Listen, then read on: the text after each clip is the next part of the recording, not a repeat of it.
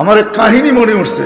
আমি এক পাইলটকে চিনি, তো আমি কথায় কথায় ওকে জিজ্ঞেস করছিলাম যে তুমি পাইলট, এত বড় শিক্ষিত, তুমি ডাবল টেকার চালাও,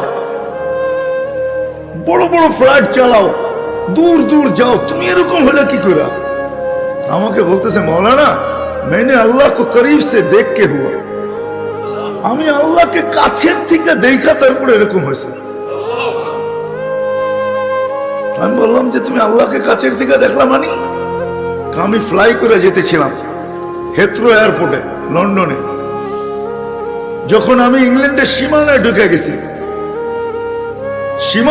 গেছি, হেথ্রোতে আমি ল্যান্ডিং করব, সীমানায় যখন ঢুকে গেছি, তো আমি বটনে পুশ করে চেকিং করে, এর আগে চেক করে যে সবকিছু ওকে আছে কিনা। তো আমি বটন চেক করতে যাই, দেখি আমার চাক্কা নামবে না, কিন্তু আমার কাছে ফুয়েলও নেই যে আমি ফেরত যাব, কারণ আমি 9 ঘন্টা ফ্লাই করে আসছি, 18 ঘন্টার ফুয়েল আমার কাছে নাই। আমাকে হয়তো ক্রাশ করাইতে হবে, নাইলে নামতে হবে যে কোনো ভাবে।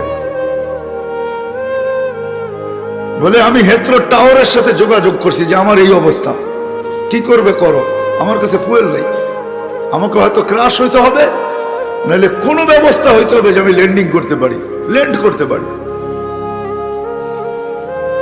হেথ্রো এয়ারপোর্টের ভিতরে কিয়ামত হয়ে গেছে, কিয়ামত, যে এই জাহাজকে ল্যান্ড করাবে তো করাবে কি করে। তারপরেও একটা সিস্টেম থাকে, ঠিক না? কিন্তু বলে ওই সময় যখন আমি ল্যান্ড করতেছি প্রসেসিং এর মাধ্যমে, তখন আমার হঠাৎ মনে উঠছে আমি না মুসলমান। তখন আমার মনে উঠছে আমার আল্লাহ না সব পারে।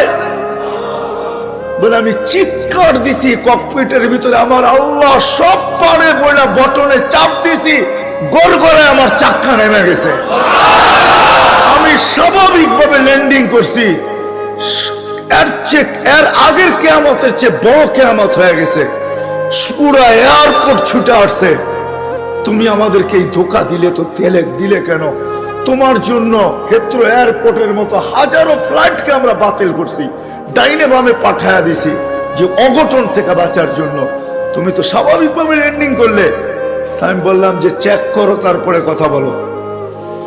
তো ওরা যখন চেক করছে, চেক করার পরে দেখছে এই চাক্কা নামলো, তো নামলো করে, তোর সব সিস্টেম তো ফেল, এটা কি করে নামলো? বলে আমি দ্বিতীয়বার দরজার ভিতরে দাঁড়ায় চিৎকার দিছি আমার রব সব পারে।